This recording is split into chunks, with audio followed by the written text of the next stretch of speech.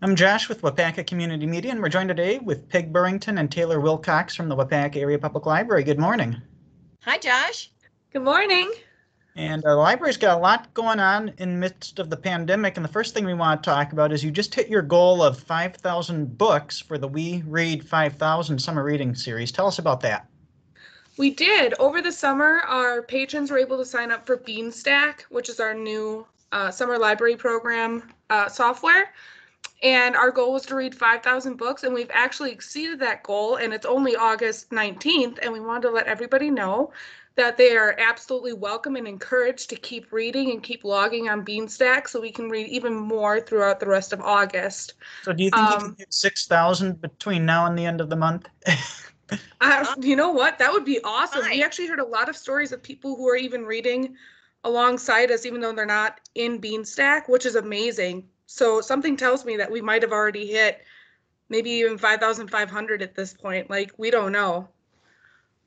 Yeah, and we are having a prize drawing. So every time you read and log your reading with Beanstack, you're entered into a prize, and there'll be 3 grand prizes, one for teen, adults, and children, and they'll be specifically picked for that reader. So we'll get a little bit of information about what they like and what they do, and we'll make those baskets extra special for our winners. Very nice. And something else going on, with COVID, the exhibit room is closed right now, but the library still has an exhibit going on outdoors. Tell us where and how we can view that. That's right, Josh. So our exhibit room coordinator, Liz Kinnear, has put together a community photography exhibit. And these are snapshots of what you were doing during the pandemic and how that may have affected your family. So it's a historical record, visual historical record on our historic bandstand right now. And it'll be there until the end of the month. And then those photographs will go to the Historical Society to become a part of all of that historic record that we've created during this very difficult time. And another thing we want to remind people, even though the exhibit room itself is closed and doing an exhibit outdoors, the library is open. Curbside pickup is still available. People can come in and browse. Tell us how that all works and how you're keeping people safe. So, of course, we have some safety procedures in place. First of all, everyone needs to wear a mask when they enter into the library, and we ask that they use hand sanitizer. We also have a quota so that we're only allowing so many people in the building at a time. So we keep track of that count by the number of baskets that are actually roaming around the library. But the baskets also serve another purpose, because if you touch something, it will need to be quarantined. And our quarantine period is 4 days. So if something's touched by a library patron, it's actually put in a special place, and we wait 4 days before we put it back on the shelf. So anything you touch, we just need to make sure we're being really, really careful and safe as we can possibly be for our library patrons. We also ask that they limit their time to 30 minutes browsing in the library. Any extended period of time when people are coming in contact, there's greater risks. So we do have those time limits. And our children who come in need to be accompanied by a parent. So if they're under 10, it needs to be a 1-to-1 ratio. Otherwise, we really can't keep things away from them. It's much more difficult to provide those safety measures when younger kids want to touch everything. So we are asking parents to pretty much take their child's hand and guide them through the library with caution. Some other neat things you've got going on. You've got some book packs and teacher bundles available for our youth to check out. Tell us what that program entails. Well, with the book packs, we're actually secret shopping for your family, and we're hoping that you let us do that. You can order a book pack and receive around 15 to 30 books, either using our online form or by calling us with some information about ages and interest of the kids who want to order them, or adults. Yeah, and then our teacher bundles are things that we actually reached out to our teachers and asked them to give us like 5 to 6 books that they think would help their students or future students get to know them better, especially with this year probably being a little bit weirder than years in the past.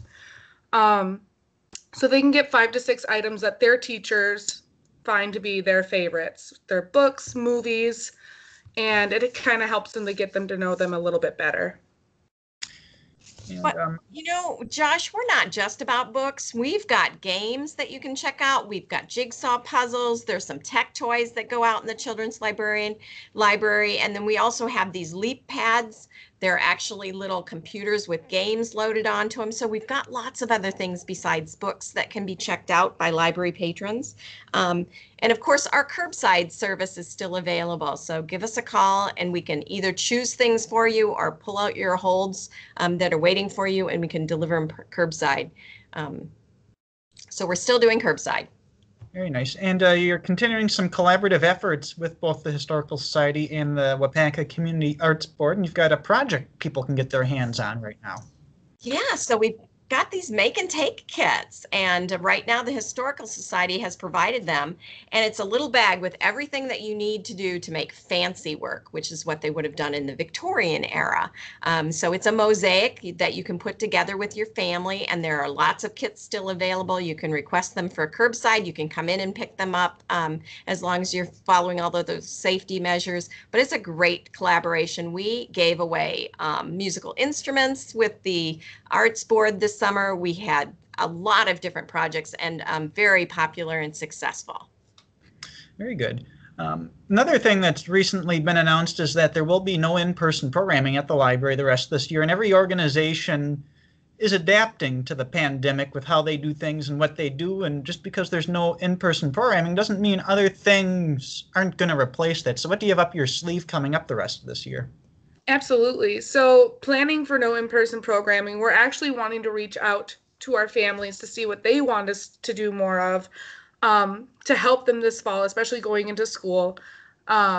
We are offering maybe book discussions, book talks from our children's librarians, similar to what they would do in a classroom in previous years.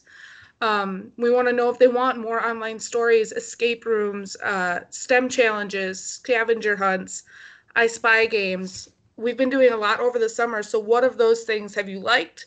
What would you like to see us do more of?